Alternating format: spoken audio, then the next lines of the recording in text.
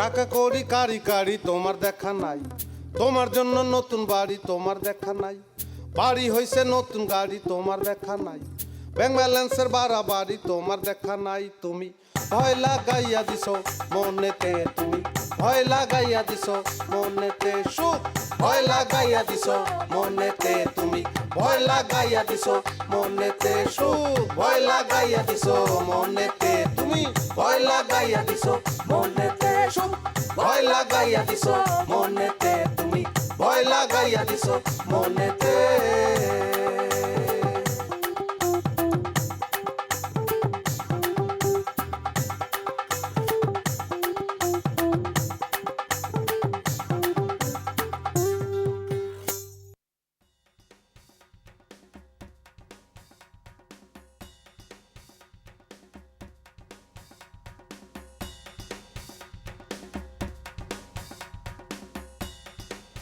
ভাই যাবেন?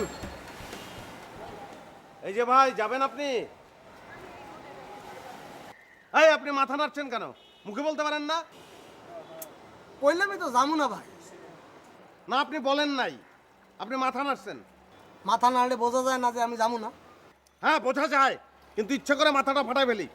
কি কইলেন আপনি? মাথা ফাটাইয়া দিবেন? এটা কি মগজের লোক পাইছেন? মাথা ফাটাবেন না? আসেন আসেন, মাথা ফাটান ফাটান, আসেন। এই আপনি যাবেন না কেন? আমার ইচ্ছা, আমি যাবো না। আপনার ইচ্ছায় তো রাস্তাঘাটে সিএনজি চলবে না, এটা তো কোনো প্রাইভেট ট্রান্সপোর্ট না, পাবলিক ট্রান্সপোর্ট। পাবলিক যে জায়গায় যাইতে চাবে সে জায়গায় আপনি নিয়ে যেতে বাধ্য। আর আপনি তো কোনো আইন কানুন মানছেন না। যে ড্রেসটা আপনার পরার কথা সেটাও তো আপনি পরেননি। দেখেন ভাই, আমার আইন কানুন বুঝায় কোনো লাভ নাই। আপনার যদি কোনো অভিযোগ থাকে, ওই যে পিছনে পুকুর আছে সেখানে কল দেন। করু পুলিশ কন্ট্রোল রুম, যান কল দেন। আচ্ছা চলেন, 20 টাকা বাড়াই দেবো, চলেন। আমি ভাই যাবো না, কইলাম না। কেন কেন যাবেন না কেন? আপনি বসে থেকে করবেন কি?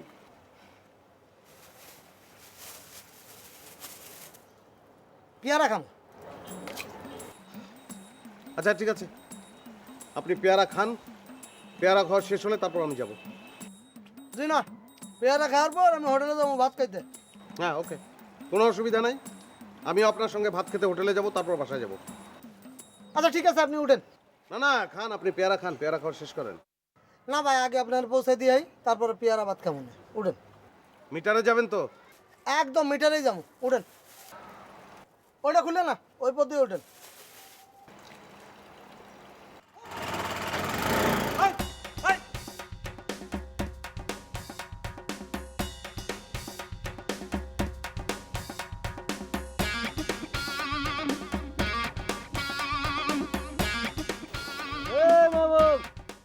এদিকে এদিকে বেটা।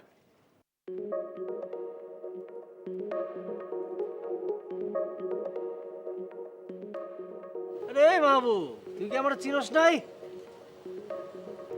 আরে না চিনছি তারে, অনকে বিস্তারিত কন লাগবো, কিন্তু তোর যে অবস্থা দেখতাছি তাতে অনকে মগা মোর্শেদ কনটা ঠিক হইব ক? তো হাইটা হাইটা কইতাস তুই? গাড়ি তোর বেটা, লিফট দে আয়। আচ্ছা তোর কি ধারণা আমার গাড়ি কেনার সামর্থ্য নাই, এই জন্য হাইটে হাইটে বাসা যেতেছি? শোন, ঢাকা শহরে 10-20টা কোটিপতি আমার পরিচিত আছে, যাদের এরকম 10-20টা গাড়িও আছে, তারপরেও তারা সকাল বিকাল হাঁটাহাঁটি করে। ও কত বেটা ডায়াবেটিক্স আছে, উচ্চ চাপ নিম্ন চাপ বিভিন্ন ধরনের চাপে ভুগতেছে।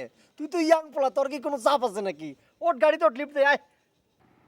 না না মোর্শেদ, ঠিক আছে তুই একটা গাড়ি কিনছিস, আমার ভালোই লাগতেছে, কিন্তু তুই তো আমার জানোস সবার লিফট তো আমি নিব না। যা তুই। এই বেটা, এই, তুই একটা কথা বললি, খুব মাইন্ড করলাম আমি। তুই আমার বাল্য বন্ধু, 10 বছর পরে তোর লগে আমার দেখা। হ্যাঁ 10 বছর পরেই যদি দেখা হয় তাহলে তো তুই পয়লা কবি দোস্ত কেমন আছস, চল কোন এক জায়গায় বসি এক কাপ চা খাই। তুই তো এইটা কস নাই, তুই কইছস আয় তোর লিফট দেই, মানে তুই দেখাইতে চাইছস তুই একটা গাড়ির মালিক, তোর একজন গাড়োয়ান আছে। আমি দেখছি, আমার খুবই ভালো লাগছে, আমি খুব খুশি। তুই গাড়িতে যা দোস্ত, আমি হাইটেই যাব।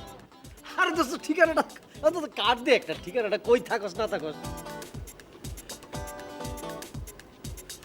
তুই সবসময় উল্টা বলছস। আরে দূর, কি কস না কস। এই মাহবুব, মাহবুব ভাই, এই মাহবুব।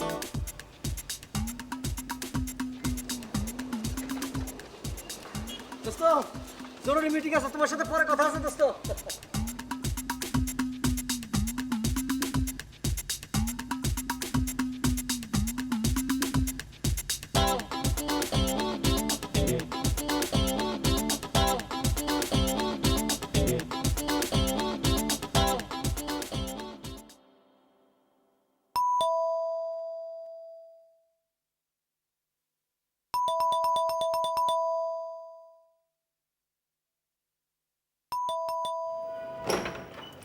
এত অস্থির হয়ে যাবো না। রাত হয়ে গেছে, সরো। ফালতু লোকজন হয়ে গেছে দুনিয়ায়, মেজাজটাই খারাপ হয়ে গেছে, বুঝছো? কেন, আবার কি হয়েছে? তোমাকে মোর্শেদের কথা বলছিলাম না, মোর্শেদ, কোন মোর্শে? মগা মগা মোর্শেদ। হ্যাঁ বলেছিলে তো। সেই মোর্শেদ এখন একটা গাড়ি কিনেছে, কেমন লাগে বলো? তো সমস্যা কি? সে তো গাড়ি কিনতেই পারে। সবাই কি তোমার মতো নাকি? সবাই আমার মতো মানে? তুমি চেনো মোর্শেদকে? তুমি না বুঝে এই মন্তব্যটা কেন বললে?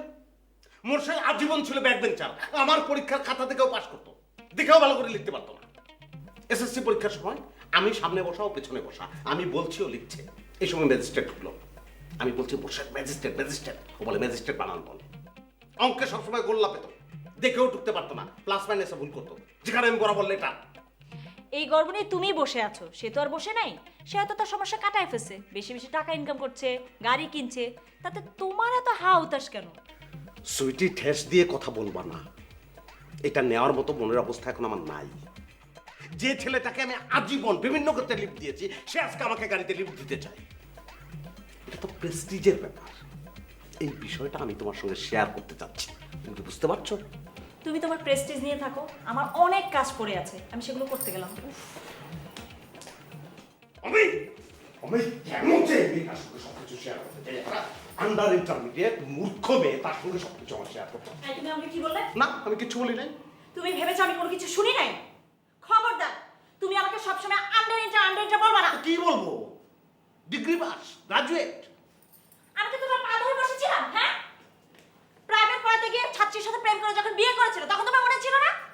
তোমার কারণে তো আমি পরীক্ষা দিইনি। তুমি তো আমাকে বলছিলে পরীক্ষা দেওয়ার দরকার নেই, কি বলনি? হ্যাঁ বলছি, কারণ আমি তো আগে থেকেই জানতাম যে পরীক্ষা দিলেও যা না দিলেও তা একই রেজাল্ট। লেখাপড়া ব্যাপারটা মগজের মধ্যে থাকতে হয়, সেটা তোমার নাই। আমার মগজে যদি লেখাপড়ার ব্যাপারটা না থাকে, তাহলে তোমার মগজে গাড়ি বাড়ির ব্যাপারটা নেই, এবং সেটা কিভাবে করতে তুমি জানো না। তাহলে শুধু শুধু আফসোস করছো কেন? যাও যাও যাও, প্রত্যেকদিন কিছু বস্তু আমাকে গলা ধকরণ করার জন্য দাও না, যাও সেগুলো অ্যারেঞ্জ করো, আমি কিনবো, আমার খিদে লেগেছে।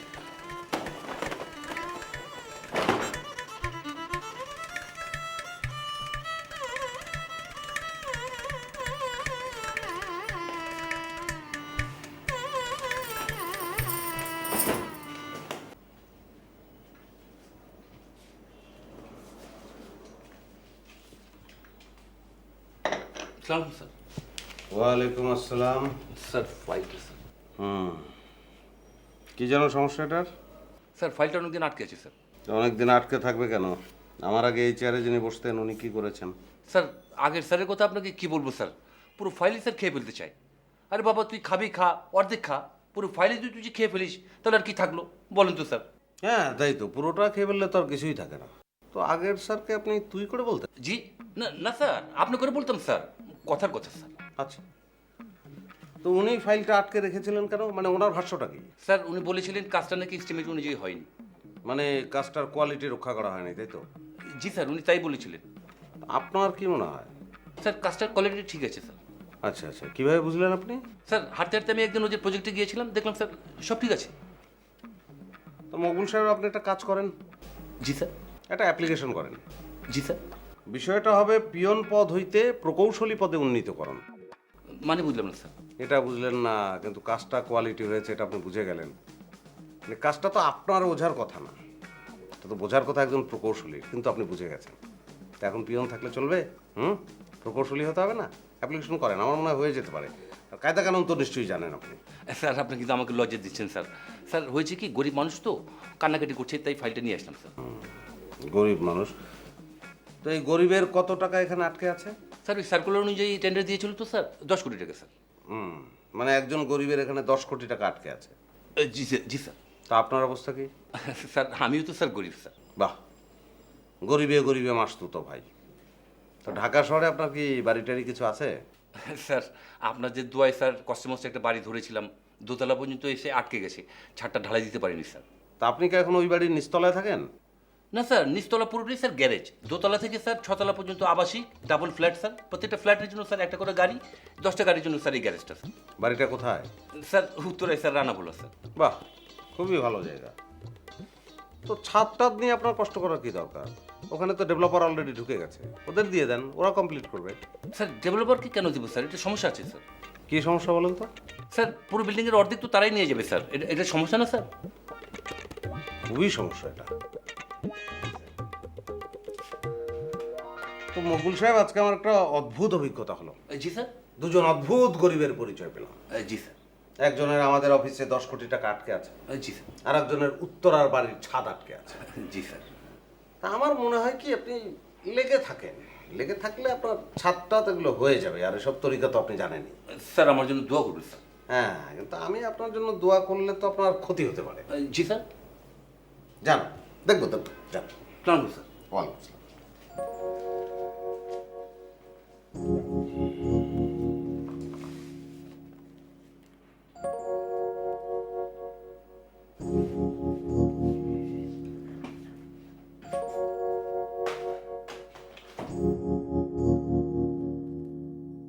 কি ব্যাপার, তুমি এখনো এগুলো শেষ করোনি? তাড়াতাড়ি খাও, তাড়াতাড়ি শেষ করে এখান থেকে বিদা হও। তাড়িয়ে দিচ্ছ কেন? তাড়িয়ে দিচ্ছি না, যেতে বলছি। নাও চা খাও। শোনো, তোমার হাজবেন্ডের বাসায় আসতে এখন অনেক দেরি আছে, চুপচাপ বসো তো। তুমি কি আমার চাইতে ওকে বেশি চিনো? ও যে কোনো মুহূর্তে হুট করে চলে আসতে পারে। আসলে আসবে, তুমি এত ভয় পাচ্ছ কেন? উনি আমাকে খুবই ভালো জানেন, সহজে সন্দেহ করবে না, নিশ্চিত থাকতে পারো। আমার নিশ্চিত হওয়ার কোনো দরকার নেই। তোমাকে আমি যেতে বলেছি, তুমি যাবে। না চা খাও। গরম তো। আচ্ছা, মনে করেন বাসায় আছি, সে আসলো, সে আমাকে দেখে কি বলতে পারে বলো তো? তোমাকে তো কিছুই বলবে না। তুমি চলে যাওয়ার পর আমাকে নানান ধরনের প্রশ্ন করবে, যেটা উত্তর দিতে আমার ভালো লাগবে না। তাহলে তুমি কি বলতে চাচ্ছ? তোমার সঙ্গে দেখা করার জন্য তোমার বাসায় আর আমি আসবো না? না, প্রয়োজন মতো আমরা বাইরে দেখা করে নিব। তুমি কিন্তু অযথাই ভয় পাচ্ছ। অযথা ভয় পেলে কি করবে? তুমি আমার ভয় কাটিয়ে দিবে? হ্যাঁ, কাটিয়ে দিব। কিভাবে? আমি তোমার বাসায় যখন তখন চলে আসবো। না, উনি যখন থাকবে না তখনই আসার চেষ্টা করবো। তারপরেও যদি দেখা হয়েই যায়, হবে। আমি তোমার বাসায় আসতে পারি না, সেভাবেই ফেস করব। রাসেল, তোমাকে একটা কথা বলি। বলো। ওকে সামনাসামনি ফেস করো তো দূরের কথা, ও যখন বাসায় থাকবে তখন তুমি আমাকে ফোনও দিবে না। তাহলে কিভাবে বুঝবো উনি কখন বাসায় আছে কখন বাসায় নাই? আমাদের এই ব্যাপারটা নিয়ে তোমার ফাজলামি না করলে ভালো লাগে না, না? রাসেল, আমি কিন্তু সিরিয়াস। আচ্ছা ঠিক আছে, ঠিক আছে, আমিও সিরিয়াস। তোমার বাসায় আর আমি আসবো না। তোমাকে যদি খুব বেশি দেখতে ইচ্ছে করে, তোমার বাসার সামনে রাস্তার ওই মোড়টাতে এসে তোমাকে মিস কল দিব, তুমি গিয়ে দেখা করে আসবে, ঠিক আছে? তাও ভালো। নাও চা শেষ করো। শেষ তো? তাহলে বসে আছো কেন? আর কি বসি না? উঠো। কেন? উঠো। আরে উঠো। আচ্ছা, কি হচ্ছে? বের হও। বের হও। যাচ্ছি তো। না, যাচ্ছি না, এক্ষুনি বের হও। May I come in sir? আরে বাবা, মোশেদ নাকি? আয় আয় আয়। কেমন আছিস দোস্ত? ভালো। চা খাবি নাকি? আরে বেটা, চাটা পরে খাই, কথাবার্তা বলি। এত মোবাইল, তুই কি মোবাইলের বিজনেস করস নাকি? কি করলি দোস্ত, বুঝলাম না। ঘুরা ঘুরা মোবাইল বেচস নাকি, এটা জিজ্ঞেস করলাম। তুই যা করলি না, ঘুরা ঘুরা মোবাইল বেশি না। আর ওটা প্রত্যেকটা মোবাইল কামের মোবাইল বেটা। এই যে এই মোবাইলটা দেখতেছস, এটা বিদেশি ক্লায়েন্টদের সাথে যোগাযোগ রক্ষা করি। আর এটা ব্যবসা সংক্রান্ত কাজে। আর এই যে এটা রাজনৈতিক বন্ধু বান্ধব আছে, ওদের সাথে যোগাযোগ রক্ষা করতে হয়।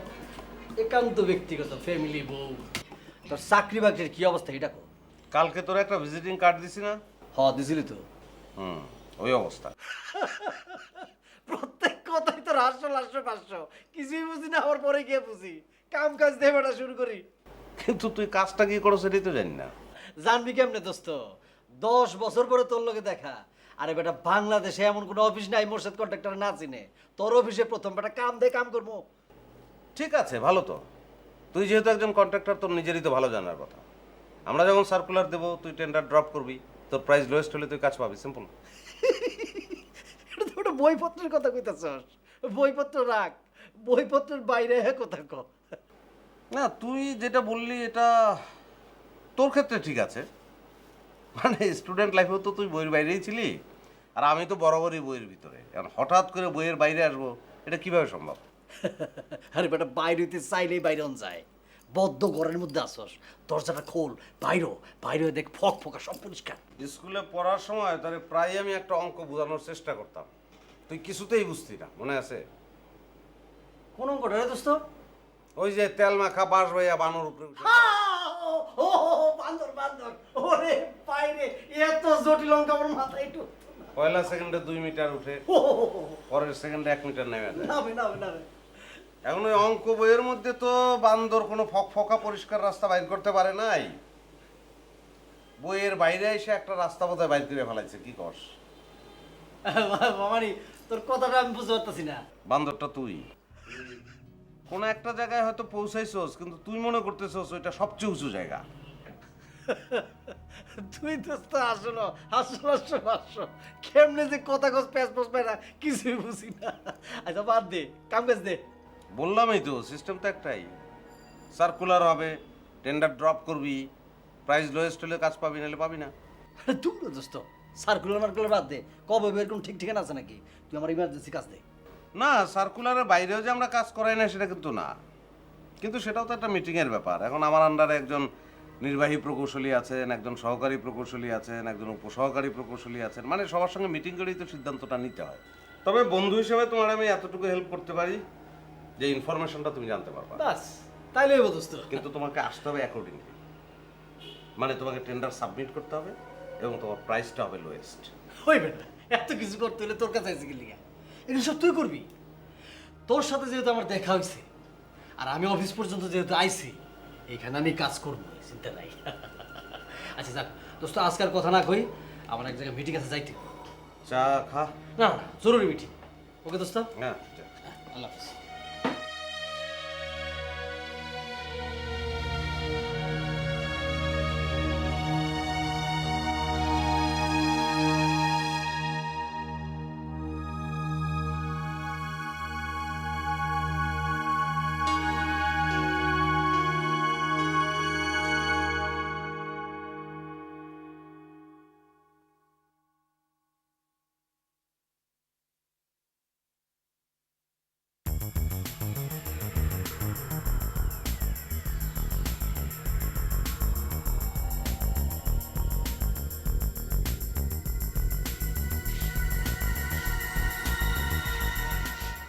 পেয়েছেন কি স্যার, কি স্যার? যেটা খুঁজছেন? স্যার ফাইলটা খুঁজে পাচ্ছি না স্যার। ফাইলটা কেন খুঁজবেন আপনি? স্যার দেখছিলাম আপনি সিগনেচার করেছেন কিনা। তা আমি যদি সিগনেচার করে থাকি, আমি তো আপনাকে ডাকবো যে মকবুল সাহেব সিগনেচার করে ফেলেছি, ফাইলটা নিয়ে যান। জি স্যার, ঠিক বলেছেন স্যার। যাক, আপনি এসছেন, ভালো হয়েছে। শোনেন, জি স্যার। পরে আবার আমি ভুলে যাব। জি স্যার। আমার কাছে একজন লোক এসেছিল, আপনি দেখেছেন? জি স্যার। সে আমার স্কুল জীবনের বন্ধু, প্রাণের বন্ধু না, নামের বন্ধু। সে কিন্তু আবার আসবে, এসে আমাদের অফিসে কি কি কাজ হচ্ছে এবং ভবিষ্যতে কি কি কাজ হবে সব জানতে চাইবে। তখন আপনি কি করবেন? কি করবো স্যার? আপনি কোনোভাবেই তাকে কিছু জানাবেন না। আপনি কি বুঝতে পারছেন আমি কি বলছি? জি স্যার। না, কোনোভাবেই বলতে আমি কি বোঝাতে চেয়েছি সেটাকে আপনি বুঝতে পেরেছেন? জি স্যার, সেটা বুঝতে পেরেছি স্যার। কি বলেন তো? স্যার উনি যদি আমাকে কিছু দ্বিতীয় চাই, আমি কিছু বলবো না স্যার। গুড, এটাই জান। স্যার ফাইলটা যদি স্যার একটু সিগনেচার করে দিতেন স্যার। মকবুল সাহেব, সামনে কি বর্ষাকাল নাকি? স্যার বর্ষা তো শেষ হয়ে গেছে, সামনে তো শীতকাল স্যার। না, ফাইলটা সাইন করার ব্যাপারে আপনার যে তাড়াহুড়া দেখছি, তাতে তো মনে হচ্ছে সামনে বর্ষাকাল। স্যার সিগনেচারের সাথে বর্ষার কি সম্পর্ক স্যার, বুঝতে পারছি না স্যার। না, সাইন হয়ে গেলে যেই ফাইলের মালিক সে তো খুশি হয়ে যাবে, আর সে খুশি হওয়া মানেই আপনার বাড়ির ছাদটা হয়ে যাওয়া, এবং সেটা তো বর্ষার আগেই হওয়া উচিত। স্যার একটা সত্যি কথা বলি স্যার, কেউ যদি আমাকে খুশি হয়ে কিছু দেয় স্যার, আমি নেই স্যার, আমি ঠিকই কিছু নেই না স্যার। মানুষ খুশি হলে যদি টাকা দেয়, তাহলে মানুষকে খুশি করার ব্যাপারে আপনি অস্থির হবেন, এটা তো অস্বাভাবিক কিছু না। ঠিক আছে, খুশি করার ক্ষমতা যেহেতু আপনার আছে, বাড়ির ছাদ আপনার হয়ে যাবে। এরপরে কি করবেন, গাড়ি নাকি? স্যার এটাও আপনার কাছে গোপন করবো না স্যার, আমার একটা ভাঙাচোরা গাড়ি আছে, আমার ছেলে মেয়ের স্কুলে যায় স্যার। তাই নাকি? জি স্যার। তো আপনাকে তো গাড়ি করে কোনোদিন অফিসে আসতে দেখলাম না। এটা কি করে সম্ভব স্যার? আপনার অবস্থাটা বুঝলাম, আপনার গাড়ি আছে, আপাতত গাড়ির দরকার নেই, কিন্তু বাড়ির ছাদ ঢালাইটা আপনার দরকার। জি স্যার। কিন্তু এদিকে আমার যে বাস্তবতা, এই ফাইলগুলো পেন্ডিং। জি স্যার। আমি পুঙ্খানুপুঙ্খ রূপে ফাইলগুলি দেখবো, তারপর সাইন করবো। আমি তো অন্ধের মতো সাইন করবো না। জি স্যার। তারপর আমি আপনার ফাইলটা ধরবো, জি স্যার। আমি সাইডে যাব, কিন্তু সেটা তো সময়ের ব্যাপার। তাতে তো শীত পার হয়ে আবার বর্ষাকাল চলে আসতে পারে। স্যার তো সেক্ষেত্রে আপনি একটা কাজ করতে পারেন।